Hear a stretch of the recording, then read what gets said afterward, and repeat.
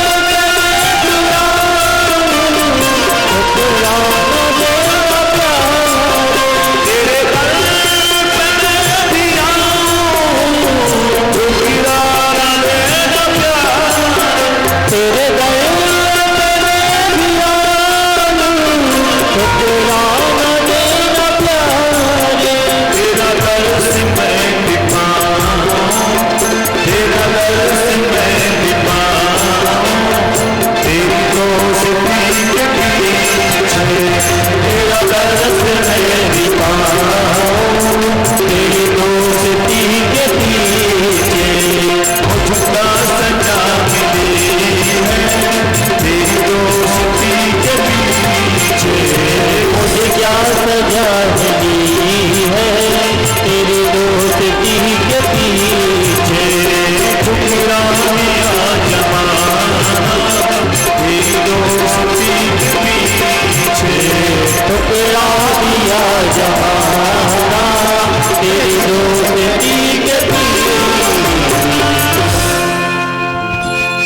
सुदामा जी ने अपनी पत्नी से कहा, ठीक है देवी, यदि आप कहती हो तो मैं जाता हूं। महाराज पतक तंदुलान 4 मुट्ठी तंदुल, ध्यान देना यहां वहां से लेकर के और दे दिए सुदामा को। सुदामा ने कहा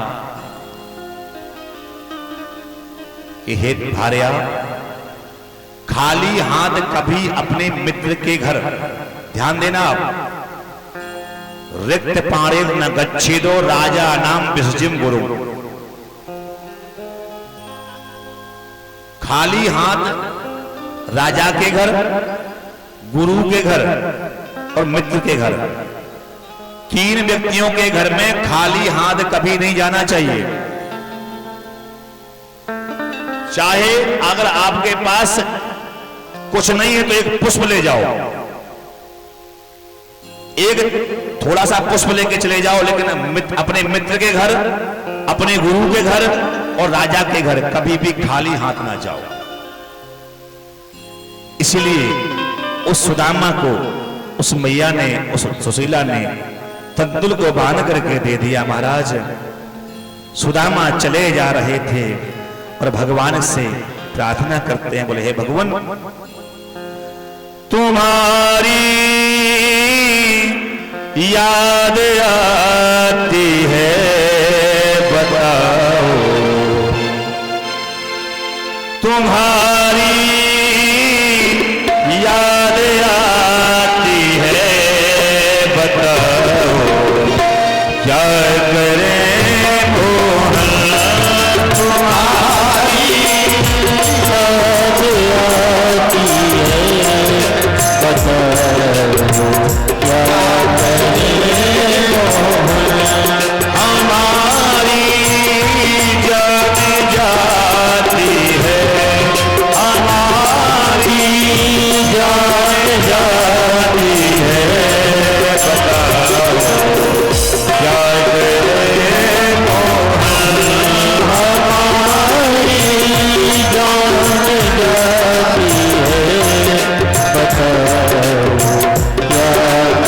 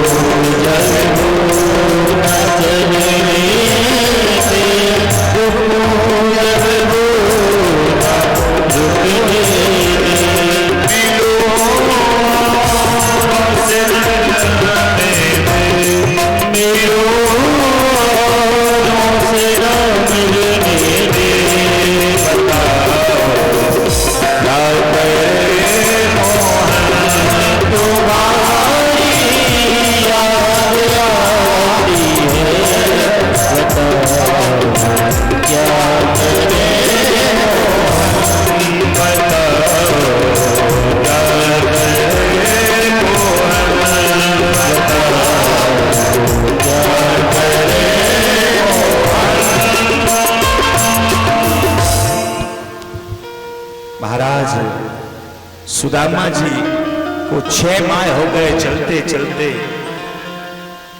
महाराज इतने मोटे ताजे हैं हमारे सुदामा जी, इतने मोटे ताजे हैं कि एक एक हड्डी दिखाई दे रही थी उनकी, इतने मोटे।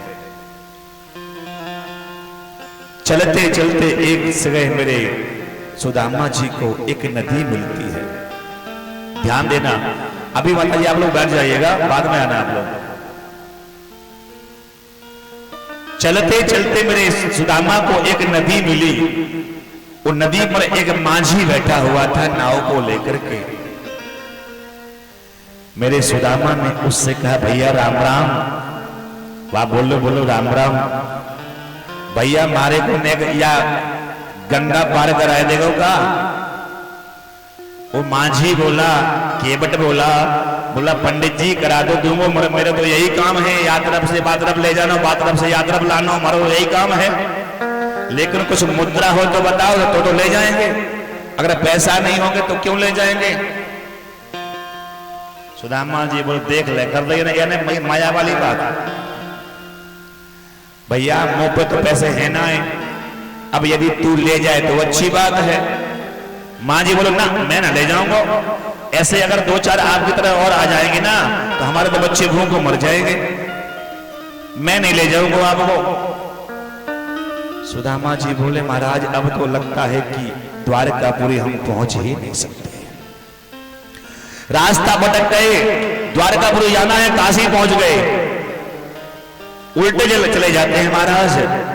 कई महीने हो गए, पांव में बीमारियां फटी हुई हैं, शरीर की एक एक हड्डी दिखाई दे रही थी। उस माझी से बोले, भैया मारे को बहुत समय हो गया, चलते चलते नेक पार कराए दे, मुंह पे पैसे तो है ना है, अब तू यही समझ ले कि ठाकुर की सेवा कर रहे हो तू। माझी बोला, ठीक है चलो अच्छी बात है, कोई बात नहीं, चलते हैं, करा देते हैं आपको पार। रोज रोज सबसे पैसे लेते हैं हम, और अगर आज आपसे नहीं लेंगे तो कोई बड़ी बात नहीं है। बंधुओं ध्यान देना, वहां पर कोई माझी नहीं है, वहां पर कोई नदियां भी नहीं है, वहां कुछ भी नहीं है। क्या है? बोले संसार रूपी वह गंगा बह रही है, संसार रूपी सागर में जो केवट है वो केवट कोई और नहीं, स्वयं मेरे गोविंद है जो केवट बने बने के बैठे थे। सुखदेव भगवान कहते, राजा परीक्षित, उस संसार रूपी सागर में वह धर्म रूपी नाव है, उस धर्म रूपी नाव में ये जीव रूपी सुदामा को बिठाते हैं। वो जीव रूपी सुदामा को बिठा करके कर्म रूपी पतवार से वह ब्रह्म रूपी माझी उस जीवात्मा को या पार से वह पार लेकर के चला जाता है।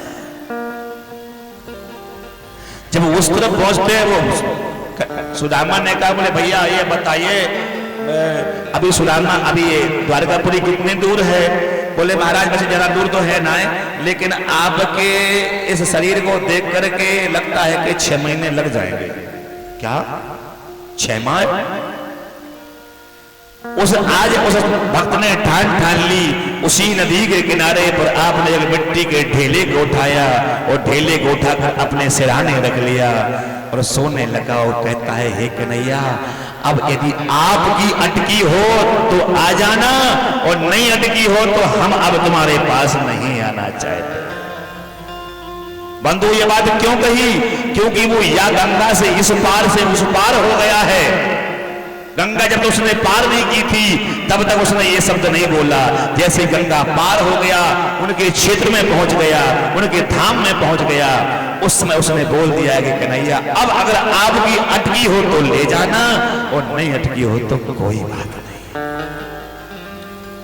महाराज सुबह सुबह जग करके देखते हैं, महाराज यहां क्या है? अब तो द्वारकापुरी में पहुंच गए।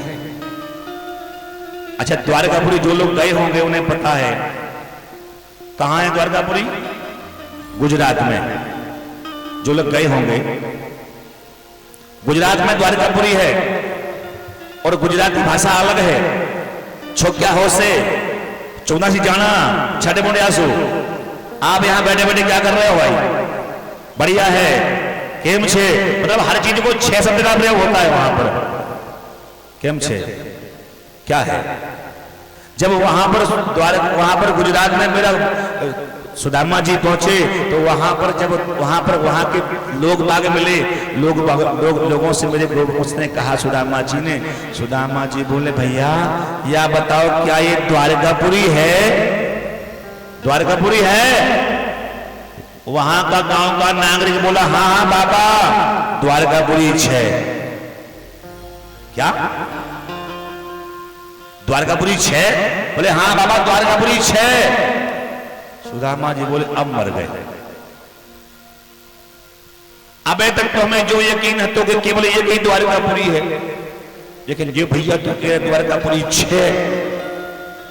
अब हम गोविंद को कहां ढूंढेंगे? अब ना मिलने वाला महाराज। बोले भैया तू ये बता कि ये द्वारकापुरी 6 तो ठीक है, लेकिन तू ये बता क्या इस द्वारकापुरी में कन्हैया है? बोले हाँ या द्वारकापुरी में कन्हैया 6 कन्हैया 6 हो गए। अब तो और बड़ी विडंबना, अब तो हम समझ रहे थे कि केवल कन्हैया ही एक है, अब तो कन्हैया भी 6। हे राम अब मर जाएंगे, बकाया जो जिंदगी बची है वो भी निकल जाएगी, लेकिन कन्हैया ना मिल पाएगा हमारे। बोले भैया तुम सरल भाषा में समझाओ, हम पढ़े लिखे ना है, ये बताओ कि क्या यहां पर यशोदा को लाला है? बोले हाँ बाबा यशोदा को लाला 6। सुदामा की बुद्धि खराब। बोले महाराज अब तो घर भी नहीं लौट सकते, मर जाएंगे रास्ते में ही, और कन्हैया को मिलने आए हैं। बोले भैया चलो कोई बात नहीं, कन्हैया भी 6 है, द्वारकापुरी भी 6 है, यशोदा के लाला भी 6 हैं, तो एक काम करो उस कन्हैया के मुझे दर्शन करा दो। तो पता है क्या बोले? द्वारपालों ने कहा भैया तुम एक बार बताओ, हम तुमसे गोविंद का दर्शन कैसे करवाएंगे? और कहा तुम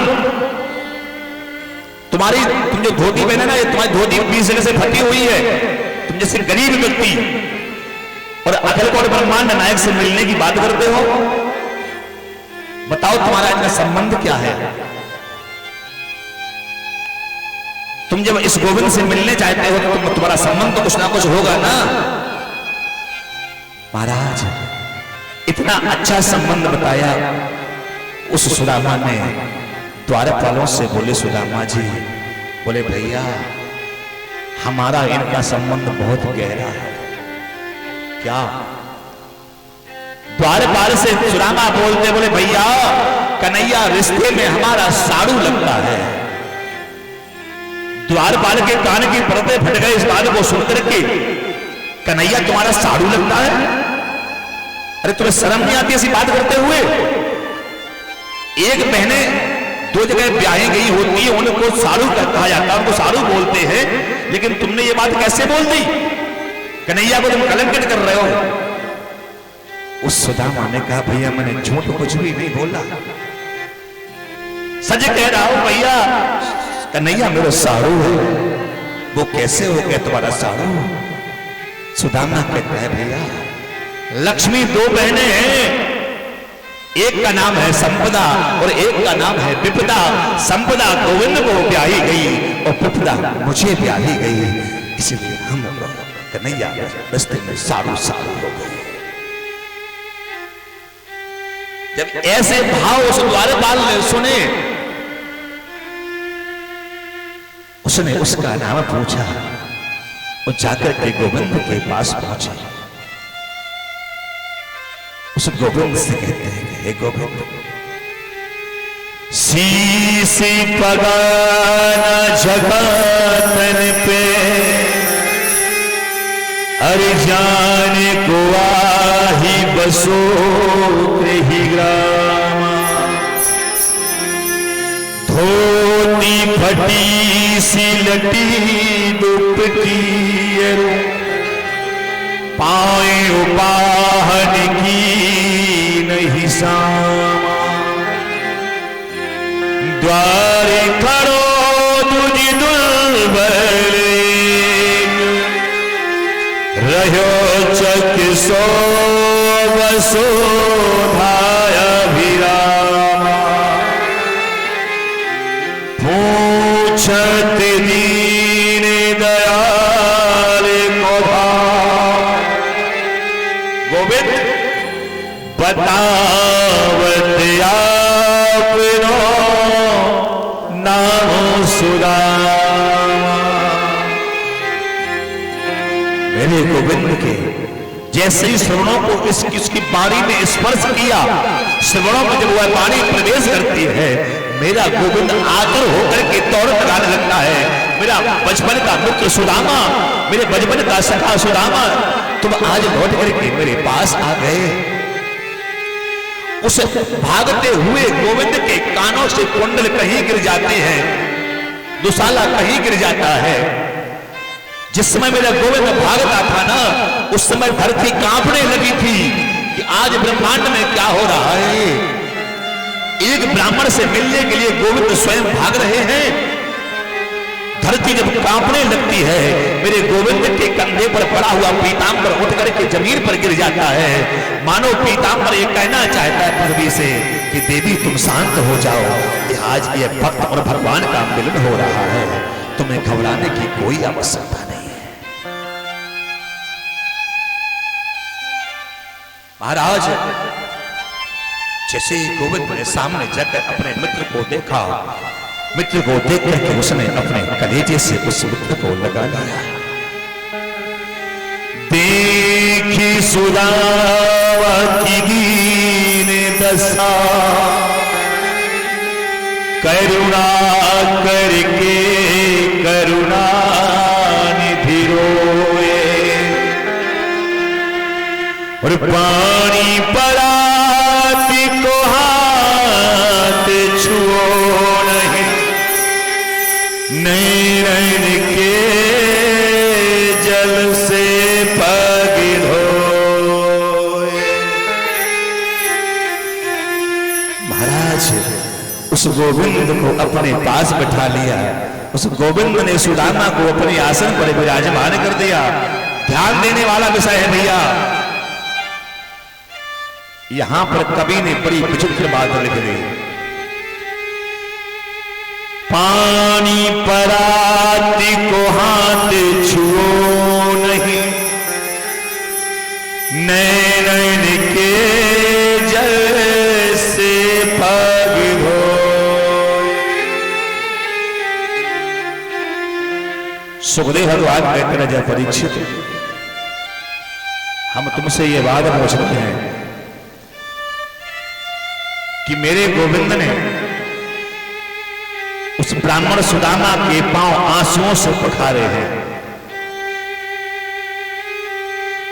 क्या वहां पर जल नहीं था? अरे मेरे गोविंद तो सागर में रहते हैं ना, फिर वहां पर जल का क्या अभाव है?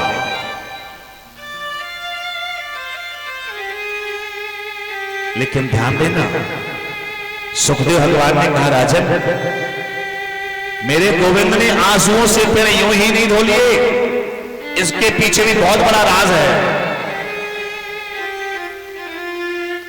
मेरे गोविंद ने सोचा कि मैं अपने मित्र सुदामा के पैर गंगा जल से भी नहीं धो सकता।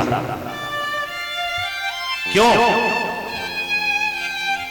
क्योंकि भगवान ने विचार किया कि गंगा जल शुद्ध नहीं होता। ये बात आप समझ लीजिए, मेरे गोविंद कहते हैं इस बात के लिए कि गंगा जल भी शुद्ध नहीं होता। क्यों? क्योंकि गंगा जल मेरे पैरों का धुला हुआ जल है। जिस समय वामन भगवान ने बलि को चला था, उस समय जब मेरे गोविंद ने अपना एक पैर उठा करके ब्रह्मांड में ले गए थे, तो ब्रह्मा जी ने उस पैर को धो करके वह जल अपने कमंडल में भर लिया था। वही जल गंगा के रूप में इस पृथ्वी पर आ गया था। इसलिए मेरे गोविंद कहते हैं कि ब्राह्मणों के पैर धुलने के लायक जो गंगा जल भी नहीं होता है, वो भी मेरे पैरों का धुला हुआ जल है।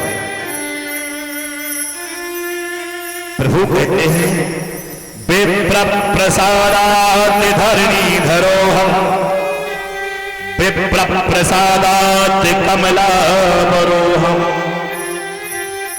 ब्राह्मणों की ही कृपा से मैंने रावण को मारा, ब्राह्मणों की ही कृपा से मैंने कंस का उद्धार किया, ब्राह्मणों की ही कृपा से मम राम नामः। इसलिए एक ब्राह्मण के पैर धोने के लायक गंगा जल भी नहीं हो सकता, और इसके पैर धोने के लिए कोई निर्मल जल होना चाहिए जो किसी भी जगह हमें उपलब्ध ना हो सके। महाराज, हम आप लोगों से पूछते हैं, आप लोग बताइए, क्या आंसू किसी दुकान पर बिकते हैं क्या? अगर किसी के शहर में कोई मार्केट में अगर आंसुओं की दुकान हो तो उसका पता हमें भी दे देना। संसार में हर वस्तु आपको मार्केट में मिल सकती है, लेकिन आंसू किसी भी दुकान पर नहीं मिल सकता। आंसू अगर मिलेगा तो इस प्रेम के मंदिर में मिलेगा। जहां प्रेम उमड़ता है ना, वहां से आंसू प्रकट होता है। इसलिए मेरे गोविंद ने विचार किया कि इसके पैर धोने के लिए तो कोई निर्मल निर्विकार जल होना चाहिए, और आंसुओं से अच्छा तो और कुछ हो ही नहीं सकता।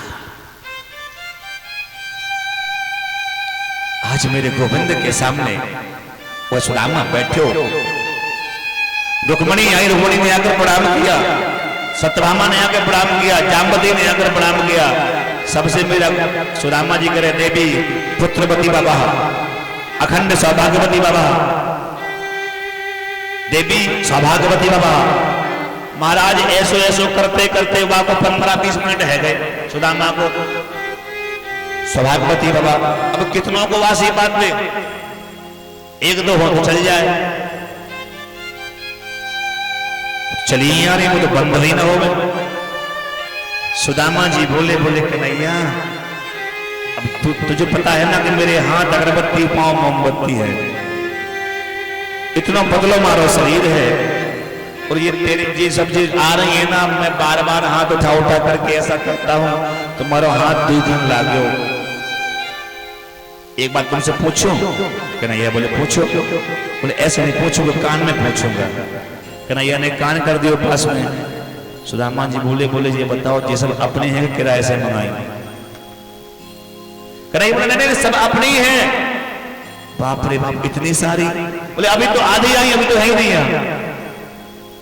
सुदामा जी बोले अब एक काम कर कन्हैया, मारे बस की बात तो है ना इन सबको आशीर्वाद देने की बात। अब या तो तू एक काम कर, मैं सबके बदले तोरे को आशीर्वाद दे दूंगा, तू तेरा आशीर्वाद सबन को मिल जाएगा। आज मेरे सुदामा ने आशीर्वाद दिया अपने मित्र, अपने सखा कन्हैया को, और आशीर्वाद देने के बाद कन्हैया की तो जिद बहुत हटी है। कन्हैया ने कहा भैया ये बताओ शादी है गई कि ना है? अब महाराज किसी से शादी की बात पूछो समाज में तो किसी को थोड़ा लाज लगे ना, तो बोले देख लिया ने कर दे समाज में ऐसी बात शादी वाली। सुदामा जी बैठने वाले थे, बोले कन्हैया देखो अपन लोग वहां गए थे ना, उस पेड़ के नीचे अपन लोग खेलते थे। बोले भाई मैं मालूम है सब बात है, तुम तो ये बताओ शादी भाई के ना है भाई? सुदामा जी बोले बड़ा हटी है, तो बहुत ढीठ है, जब बात के पीछे पड़ जाए बस सुबह को बोले चाहिए है, जब तक बात पूरी ना हो ना तब तक आगे बढ़वे को नाम ना ले भैया। तो बोले भैया देखो अपन लोग वहां जाते थे तो अपन तेरे साथ में हमने भी माखन चुराया था। कन्हैया बोले मुझे सब कुछ पता है। सुदामा जी बोले सुनो, तुम्हारी पत्नी से बोलने के इसने चोरी की थी बचपन में। कन्हैया बोले सुनो, तुमसे ज्यादा पता हमारी पत्नी इनको है कि हमारे कर्म कितने अच्छे हैं, लेकिन तुम तो ये बताओ कि तुम भाभी है कि ना है? बोले हाँ भैया है। तो बोले बाद में कछु भेजो माले लिए कि ना भेजो? सुदामा कैसे दिखा दे इतने बड़े राजघराने के अंदर कि हमारे पास एक फटा हुआ वस्त्र है, उसमें 3 जगह से मांगे हुए तंदुल है, कैसे दिखा दे? अगर हम किसी बड़े आदमी के यहाँ वीआईपी व्यक्ति घर में जाते हैं और अगर हमारे बस थोड़े गंदे भी है ना, तब भी हमको संकोच लगता है जाने में, और फिर वो तो उसके तो वस्त्र फटे हुए हैं, वो कैसे इस बात को बोल सकता है कि मेरे पास ये वस्तु है? लेकिन मेरे गोविंद ने उस पोटली को निकाला, और पोटली को निकाल करके उसकी ग्रंथि को खोलने लगे, उस गिनती को खोलते खोलते मेरे गोविंद ने जब उसमें तंदुल को देखा, ध्यान देना भैया, मेरे गोविंद ने जब तंदुल को देखा तो मेरे गोविंद की आंखों में आंसू आ गए। अब तो मेरे गोविंद सब कुछ भूल गया। और पहली मुट्ठी में ही प्रभु ने स्वर्ग सुदामा के नाम किया है।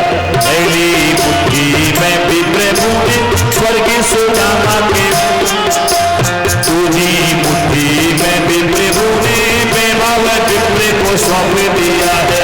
दूसरी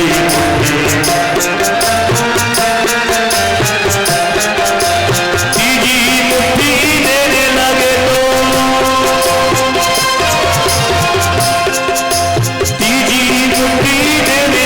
तो लक्ष्मी जी ने रोक लिया है। नाथ बिचारे के काम करो प्रभु आपने ये क्या विचार किया।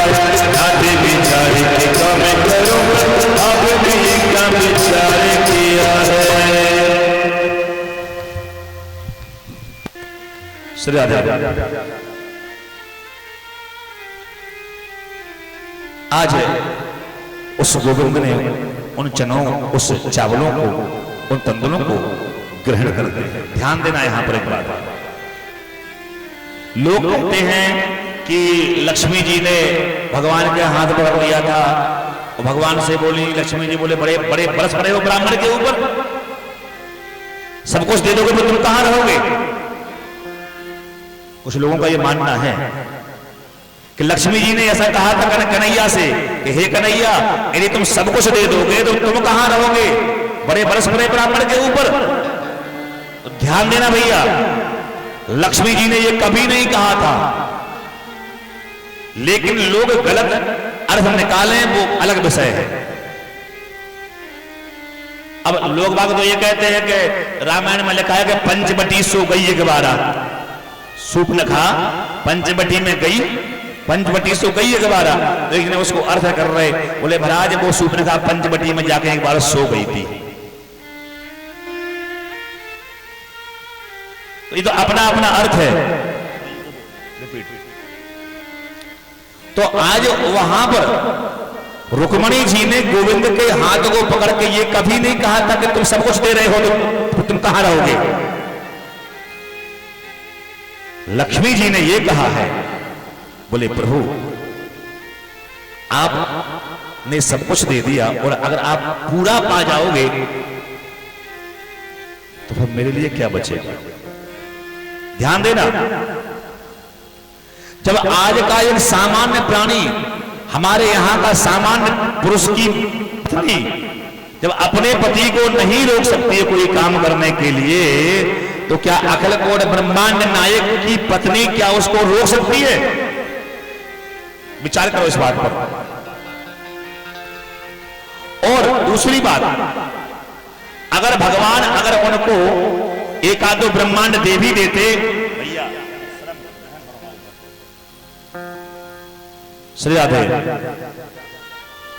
अगर भगवान एक आधो ब्रह्मांड उसे दे भी देते सुदामा को, तो रामचरितमानस में साफ साफ लिखा है कि रोमे रोमे प्रति लागयो कोटि कोटि ब्रह्मांड।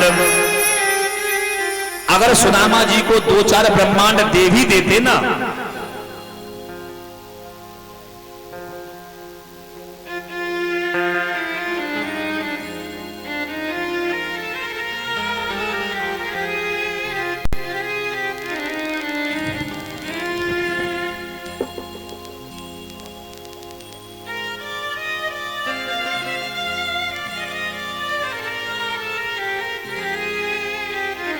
यदि सुदामा जी को अगर 2-4 ब्रह्मांड दे भी दे तो कोई फर्क नहीं पड़ता।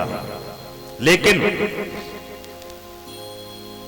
अगर हम ये भी बात मान लें, एक दृष्टिकोण और समझिए आप, अगर लक्ष्मी जी ने ये कहा था कि बड़े बरस पड़े हो ब्राह्मण के ऊपर, ध्यान देना आप, एक कवि का अर्थ है, लक्ष्मी जी कह रही है भगवान से आज बरस पड़े हो ब्राह्मण के ऊपर, बड़ी दया आ रही है तुमको, वो दिन याद करो जब ब्राह्मण ने तुम्हारी छाती में लात मारी थी। वही तो ये ब्राह्मण है तो मेरे गोविंद ने भी उन लक्ष्मी से कहा कि हे लक्ष्मी, अगर तुम ये सोच रही हो कि ये वही ब्राह्मण है जिसने हमारी छाती में लात मारी थी, कहा विष्णु का घट गया जो प्रभु मारी लात। बोले महाराज, यदि हमें उस ब्राह्मण ने लात मारी थी तो भी क्या हुआ, अगर आज इस द्वारकापुरी की रानी अगर बनकर तुम बैठी हो ना, तो ब्राह्मणों की कृपा से हो। अगर तुम्हारे कुंदनपुर से ब्राह्मण तुम्हारे विवाह का पत्र लेके हमारे घर पे नहीं आता, तो आज तुम इस द्वारका की पटरानी नहीं होती। इसलिए हेते भी आज अगर तुम इस घर की रानी हो तो ब्राह्मणों की कृपा से हो। लेकिन बंधुओं ध्यान देना, लक्ष्मी जी ने ऐसा कभी नहीं कहा है। लक्ष्मी जी ने तो ये बात कही थी, बोले स्वामी यदि आप सारा का सारा पा जाओगे तो फिर हम लोग क्या करेंगे। गोविंद ने कहा देवी तुम कहना क्या चाहती हो। तो लक्ष्मी जी ने कहा बोले भगवान हम ये कहना चाहते हैं कि 2 मुट्ठी तो आपने पा लिए, एक में बैकुंठ दे दिया आपने, यहाँ पर यहाँ मृत्युलोक का राजा बना दिया, लेकिन अब एक काम करो, ये 1 मुट्ठी चावल छोड़ दो, ये 1 मुट्ठी मुझे दे दो। बोले तुम क्या करोगी। बोले हे स्वामी मैं इस 1 मुट्ठी चावल को ले जा करके भंडार में मिलवा दूंगी और पूरे द्वारकापुरी में ढिंढोरा बंटवा देंगे कि मेरा गोविंद का मित्र सुदामा आया है, उसकी तरफ से पूरे नगर को भंडारा हो रहा है। आज ये भाव थे उस रुक्मिणी के, लेकिन लोगों ने उसे गलत तरीके से बोल दिया। लक्ष्मी जी ने कहा था कि बहुत बरस पड़े हो, तुम क्या करोगे, कहां रहोगे। ये बहुत छोटी बात है। एक छोटी सी बात और मैं निवेदन करूंगा। कुछ लोग ऐसा बोलते हैं कि गुरु संग कपट मित्र संग चोरी, या हुए निर्धन या हुए कोरी। सुदामा जी ने चोरी से चने खाए थे इसलिए वो गरीब हो गए थे। मैं प्रार्थना करता हूं उन लोगों से, उनसे मैं विनती करता हूं कि सुदामा को इस प्रकार का लाछन ना लगाए तो अच्छा है। सुदामा जी ने कोई चोरी नहीं की थी, सुदामा ने जिंदगी में कभी चोरी की ही नहीं है।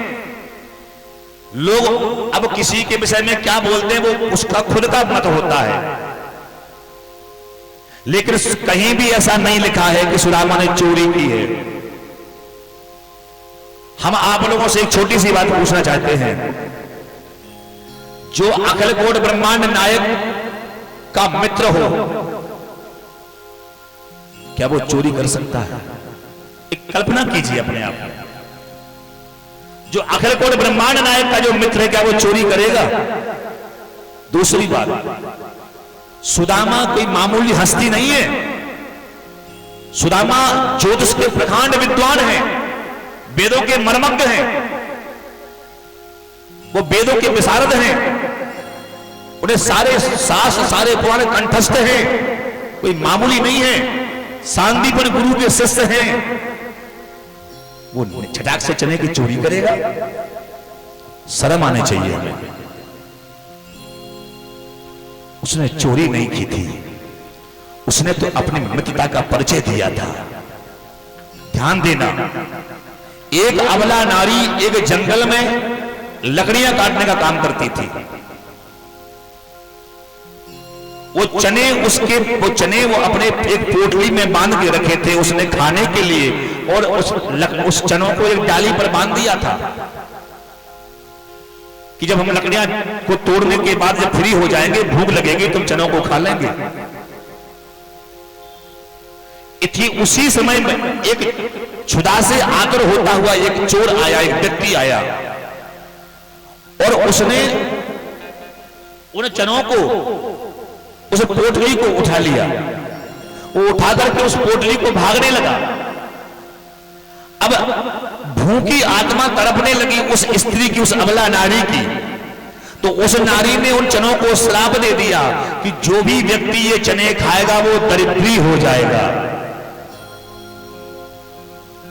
अब होता क्या है, यहां पर एक नई घटना मोड़ लेती है।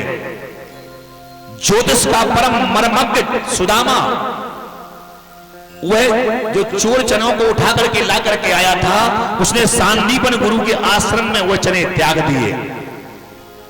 कालांतर में जब सुदामा को दंड दिया गया, उनने अपना होमवर्क पूरा नहीं किया, उन्हें दंड दिया गया कि जाओ तुम और कन्हैया दोनों लकड़ियां तोड़ करके लाओ। और वो चने उठा करके गुरु मां ने दे दिए कि जाओ नाश्ते में कर लेना। जब सुदामा उन चनों को लेकर के गया और जब उन चनों को देख करके उसने हाथों में लिया, सारा रहस्य उसकी नजर में आ गया। उसको समझने में विलंब नहीं लगा कि इन चनों को श्राप लगा है। वो कभी किसी भी अबला नारी का हो, असहाय व्यक्ति का हो, कहते ना कि तुलसी हाय गरीब की कर कभू न निष्फल जाए। किसी की श्राप कभी मिथ्या नहीं हो सकती। उस सुदामा को पता चल गया कि इन चनों को श्राप लगा हुआ है। वो यदि ये चना अगर मेरा मित्र खा लेगा तो मेरा मित्र श्रीहीन हो जाएगा, दरिद्री हो जाएगा, इसलिए मैं ये चने उसे नहीं खाने दूंगा, ये चने मैं खुद खा लूंगा।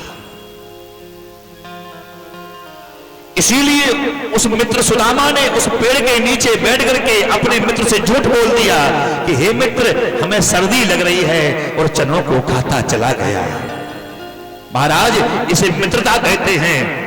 उस मित्र ने सोचा कि अगर मैं श्रीहीन हो जाऊंगा तो मेरा गोविंद मुझे बचा लेगा, लेकिन अगर मेरा गोविंद श्रीहीन हो गया तो उसे मैं कभी नहीं बचा पाऊंगा। महाराज, इतने अच्छे भाव हैं उस सुदामा के, लेकिन लोगों ने उसे बदनाम करके रख दिया है। बोले गुरु संग कपट, मित्र संग चोरी, या होए निर्धन या होए कोरी। सुदामा ने देखो चने खाए दे, गरीब हो गया, दरिद्री हो गया। धिक्कार है। महाराज, मित्रता क्या होती है ये हर व्यक्ति नहीं समझ सकता। मेरे गोविंद से मित्रता निभाई मेरे सुदामा ने। वो चाहता तो गोविंद चने खा लेते। मित्रता कैसी होनी चाहिए, ध्यान देना आप लोग। एक दूध और पानी की तरह, दूध और पानी की तरह मित्रता होनी चाहिए। एक बार एक दूध बेचने वाला प्राणी दूध बेचने जा रहा था। रास्ते में उसका दूध गिर गया, दूध कम पड़ गया ग्राहक को देने के लिए। तो उस दूध वाले व्यक्ति ने एक कुएं के पास गया और कुएं के पास जाकर के उसने जल उठाया और जल उस दूध में मिला दिया। ध्यान देना, जब वो जल को दूध में मिलाया तो दूध ने उस जल से कहा, दूध उस जल से कहता है कि हे मित्र, तुमने मेरे अपने स्वरूप को त्याग कर मेरी मात्रा को बढ़ाया है, इसलिए अब मैं आपको गारंटी देता हूं कि मैं तुम्हें अपने भाव बिकवाऊंगा। तो जिस भाव वो दूध बिकता है उसी भाव पानी भी बिक जाता है। अब जब अब पानी बिक गया तो पानी ने उस दूध से कहा कि हे मित्र, तुमने मेरी कीमत बढ़ाई है, अब हम तुम्हें वचन देते हैं कि चूल्हे पर तुमको जलने से पहले मैं जल जाऊंगा। तो जब चूल्हे पर दूध को चढ़ाते हैं तो दूध से पहले पानी जलने लगता है, और अपने मित्र पानी को जलता हुआ देखकर दूध घबराता है और दूध पानी से कहता है कि हे मित्र, तुम रुक जाओ, हम तुम्हें जलने नहीं देंगे, हम इस आग को बुझाते हैं। वो दूध आग को बुझाने के लिए बाहर भागता है, उस पात्र से बाहर आता है और उस आग को बुझाने का प्रयास करता है। और जैसे 4 छींटे दूध के लगा उस पानी के लगाते हैं, दूध में दूध नीचे बैठ जाता है अपने मित्र से मिलकर के। महाराज, मित्रता बहुत बड़ी चीज है, हर व्यक्ति के बस की बात नहीं होती है, हर व्यक्ति मित्र नहीं हो सकता। दोस्त तो हजारों लाखों हुआ करते हैं, मित्र तो किसी किसी के ही होते हैं। आज मेरे गोविंद ने कृपा की, आज हमारे सुदामा जी कह रहे थे, बोले महाराज अब हम जाना चाहते हैं। कन्हैया कहा जाओ, तुम्हें रोका किसने है? सुदामा ने सोचा कि बड़ा दुष्ट आदमी है ये तो। अरे अपने घर में कोई रिश्तेदार आता है और अगर वो कह रहा भैया हमें जाना है तो एक बात तो बोलते ना, भैया आज रुक जाओ कल चले जाना। लेकिन कन्हैया से सुदामा जी बोले कन्हैया हम जा रहे हैं। कन्हैया बोले हाँ जाओ कोई बात नहीं, कहो तो रास्ते तक हम छोड़ दे तुम्हें बाहर तक। सुदामा जी बोले तो उसने कुछ समय दिया भी नहीं है, मन में सोचते हैं और ऐसे ही कह रहे चले जाओ। सुदामा जी जब लौट करके आए भैया, और जब लौट करके वहां से आते हैं महाराज, तो यहां पर देखते हैं कि जो सुदामापुरी थी वो एकदम बदल चुकी थी। सुशीला से भगवान ने कह दिया, मानो भगवान ने सुशीला से कहा है कि भाभी अब तक थी सो हो गई, अब नहीं ऐसी हो। हे भाभी, अभी तक तो जो था वो सब हो गया, लेकिन अब कुछ नहीं होगा। अब तक थी सो हो गई, अब नहीं ऐसी हो। और भाभी तेरे भवन में नित्य द्वादशियां हो।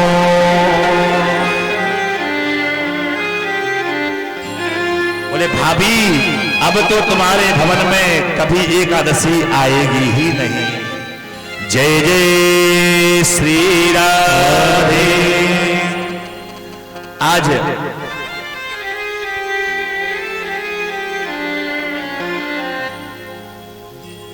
सुदामा जी जब अपनी द्वारकापुरी में पहुंचते हैं, जहां हती की काशी की झुपड़िया, कंचन महले खड़े सुदामा, महलन देख डरे।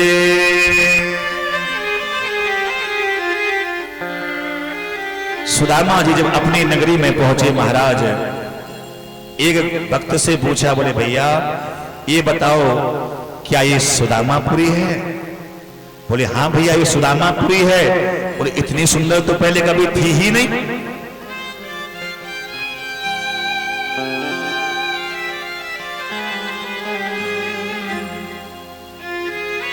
आज जब वहां पर पहुंचते हैं, बोले भैया ये सुदामापुरी है? बोले हाँ सुदामापुरी है। बोले महाराज यहां पर सुदामा नाम का कोई व्यक्ति था? बोले हाँ था। बोले महाराज क्या हम उनसे मिल सकते हैं एक बार? वो एक गांव के व्यक्ति ने कहा, बोले भैया वो तो अभी इस समय द्वारकापुरी गए हैं। सोचा कि द्वारकापुरी तो हम ही गए थे। महाराज ये बताओ क्या उनकी पत्नी तो घर में होगी ना? हाँ पत्नी तो घर में है। बोले उनकी पत्नी का नाम क्या है? तो गांव वाला व्यक्ति बोला उनकी पत्नी का नाम है सुशीला। सोचते सुशीला तो हमारी ही पत्नी का नाम है। भैया एक बार एक काम कर सकते हो? बोले क्या? बोले एक काम करो, जरा उसकी पत्नी के पास चले जाओ, वहां की पत्नी से कह दो कि आपके कोई दर्शन करना चाहता है। अगर वो हमारी होगी तो हम बात कर लेंगे, और हमारी नहीं होगी तो आराम से चले जाएंगे। जब वो गांव का ग्रामीण व्यक्ति सुशीला के पास पहुंचा, सुशीला जी छत पर बैठ खड़ी खड़ी अपने सुंदर सुंदर से केसों को बना रही थी, सुंदर कंघी से उन बालों को निकाल रही थी। उसी समय उस ग्रामीण ने जाकर कहा, बोले देवी जी, माता जी, आपको कोई याद कर रहा है, कोई बुला रहा है। महाराज 16 श्रृंगार सुशीला के छज्जे से जाकर के सुशीला ने देखा, तो सुशीला जब अपने पति को देखती हैं तो उस बालों को बनाना तो बंद हो गया, बालों को सही करना तो भूल गई, और दौड़ करके अपने पति के पास जाने लगी। लेकिन जैसे ही सुदामा ने सुशीला को दर्शन किया कि जिसके बदन पर 50 जगह से वस्त्र फटे हुए थे, उसके तन पर रेशमी वस्त्र कहां से आ सकते हैं? उसकी उस सुंदरता को देख करके लौट करके जाने लगे। सुशीला बोली, भगवान भगवान मैं आपकी भार्या सुशीला हूं। सुदामा बोले, देवी आप मेरी पत्नी नहीं हो सकती हो। मेरी पत्नी तो बहुत सीधे और शांत स्वभाव की थी, उसको तो ये सब पसंद भी नहीं था। उस देवी ने अपने पति के चरणों में गिर गिर के कहा, बोले भगवान आपको भगवान का दर्शन चाहिए था, दर्शन मिल गया। हर पत्नी की हर पत्नी की इच्छा होती है कि वो भी एक 16 श्रृंगार करे, वो भी सुंदर सा श्रृंगार करके अपने घर में रहे। प्रभु हमें श्रृंगार की आवश्यकता थी, हमें श्रृंगार मिल गया। और आपको भक्ति की आवश्यकता थी, आपको भक्ति मिल गई। महाराज सुशीला बोली, भगवान हम ही आपकी पत्नी सुशीला हैं। सुदामा जी ने आंखों को फाड़ फाड़ के देखा, बोले सुशीला तुम्हारे दो दो चुटीला, अबे तक तो ऐसो नहीं तो, अब आप इतनी सुंदर है नहीं महाराज कि हम पहचान ना पावे, इसलिए देवी तुम्हें सोना चाहिए था, माणिक चाहिए था, हीरे जवाहरात चाहिए थे, तुम अपने पास रखो देवी। अब तुम एक काम करो, सोने की चटनी बनाओ, माणिक की सब्जियां बनाओ और हीरे मोती की रोटियां बनाओ और खाती रहना। मुझे इस वैभव की कोई आवश्यकता नहीं, मैं तो जा रहा हूं भोजन करने के लिए। सुशीला पांवों में गिर गई, बोली भगवान आपके बिना ये वैभव मेरे किसी काम का नहीं है, यदि आप रहोगे तो ये वैभव हम पहन सकते हैं, सज भी सकते हैं, यदि आप नहीं हो तो किसी काम के नहीं।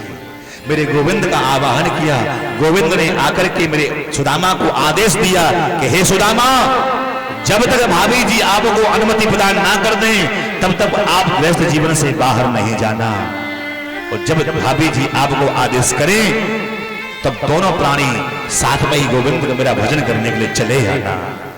बोलिए भक्त वत्सल भगवान की जय, जय श्री राधेश।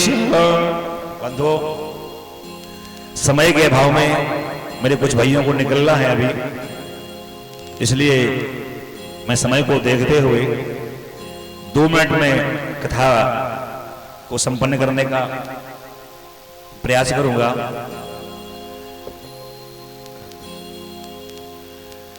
एक बार की बात है कि मेरे गोविंद की जो पत्नी है जिनका नाम है जाम्बवती,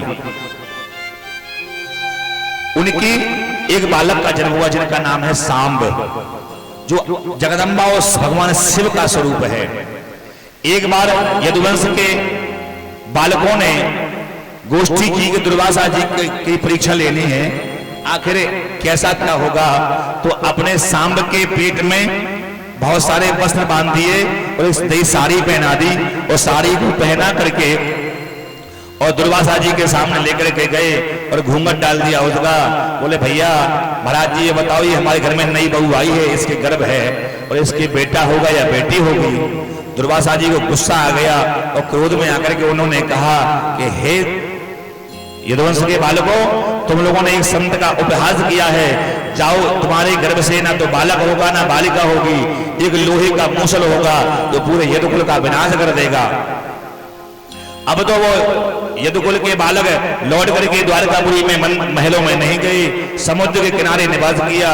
जब वह मूसल पैदा हो गया उसको घिसके घिसके नष्ट कर दिया, उससे एक एड़ का नाम की घास उत्पन्न हुई, और एड़ का नाम की घास उत्पन्न होने से एक दूसरे ने सबने मदरा का पान किया, और मदरा का पान करने के पश्चात एक दूसरे में वही लड़ लड़ करके नष्ट हो गए। अंतिम जो भाग बचा हुआ था उसको मछली ने ग्रहण किया, मछुआरे ने उसको पकड़ करके अपने बाण में लगाया और मेरे गोविंद के पैर में पद्म को देख करके मेरे गोविंद के पैर में उसको संधान कर दिया। बोले श्री बांके लाल की जय, राधा रानी सरकार की जय, जय जय श्री राधेश। बंधु अंततः परीक्षित को भी एक फल के माध्यम से, महाभारत के माध्यम से तक्षक नामक सर्प बसने को आया, परीक्षित जी का उद्धार हुआ। मेरे भगवान सुखदेव जी ने कृपा की उनके ऊपर। आइए एक अंतिम श्लोक हम सभी लोग मिलकर के साथ में बोलते हैं, ध्यान दें भैया आप लोग। अंतिम श्लोक आप सभी लोग मेरे साथ मिलकर के बोले, जिन्हें आता है बोले, जिनको नहीं आता है वो लोग केवल हाथ जोड़ करके केवल मेरे गोविंद का चिंतन करें। ओम नाम संकीर्तनम यस्य सर्वे पाप प्रणाशनम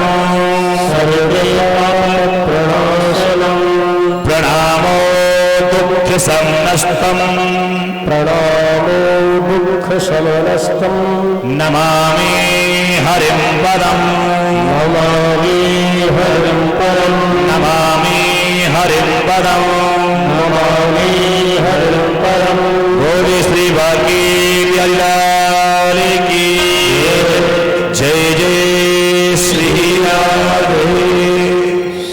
बंधुओं, माताओं, बहनों, ये 7 दिन का समय हमारे और आपके मध्य में व्यतीत हुआ है। इस 7 दिन के बीच में हो सकता है कभी प्रसन्न मन से मैंने आप लोगों के प्रति कोई व्यंग्यात्मक शब्द का प्रयोग कर दिया हो, या कोई ऐसा शब्द बोल दिया हो जो आप लोगों को के हृदय में घात कर गया हो, आप लोगों को चुभ गया हो, तो मैं इस व्यासपीठ से सभी लोगों से अपने शब्दों को वापस लेता हूं। यदि किसी को बुरा लगा हो मेरी वाणी का तो मुझे क्षमा करना इस बात के लिए, क्योंकि हो सकता है कि बात शब्द कभी निकल ही जाते हैं। लेकिन मैं जाते जाते आप लोगों से एक प्रार्थना और करूंगा कि आपके गांव से जो हमें भेंट मिलनी है, जो दक्षिणा मिलनी है, वो तो मिलेगी मिलेगी, लेकिन कुछ हम आप लोगों से भी चाहते हैं, कुछ आप लोग हमें दे दें। तो कौन कौन दे सकता है, जरा हाथ उठा के दिखाओ, कौन कौन दे सकता है। ऐसे मत करो, संशय वाली गाड़ी नहीं मांगेंगे, आपकी पक्की बात, आपका मकान भी नहीं मांगेंगे, ये पक्की गारंटी वाली। उठाओ हाथ, सब लोग देने वाले हैं। ऐसे मैं आपसे पैसा नहीं मांगने जा रहा। अगर आप लोगों ने हाथ उठाए हैं तो मैं सिर्फ एक बात आपके सामने मांगता हूं, उस व्यासपीठ के सामने। आप लोग जिससे भी प्रेम करते हो, चाहे ठाकुर जी से प्रेम करते हो, चाहे मैया से प्रेम करते हो, चाहे हनुमान जी से प्रेम, जिसको भी आप लोग मानते हो, जिस देवता को मानते हो, मेरी तरफ से आप नित्य प्रति अगर अधिक ना कर सके तो कम से कम उसके नाम का 11 बार जप कर लिया करो मेरी तरफ से, इतना बता दो बस। मुझे और आप लोगों से कुछ आशा नहीं है, कुछ चाहिए भी नहीं है। सिर्फ आप लोग अपने घर में बैठ जाइए और जिससे आप प्रेम करते हैं बस उसका ज्यादा नहीं तो 11 बार जप कर लिया करो, बस हमें उसी में शांति मिल जाएगी। वही हमारी आपसे दक्षिणा है। बोलो बाके बिहारी लाल की श्री राधे। हरिओम। श्री राधे। गुरुर्ब्रह्मा गुरुर्विष्णु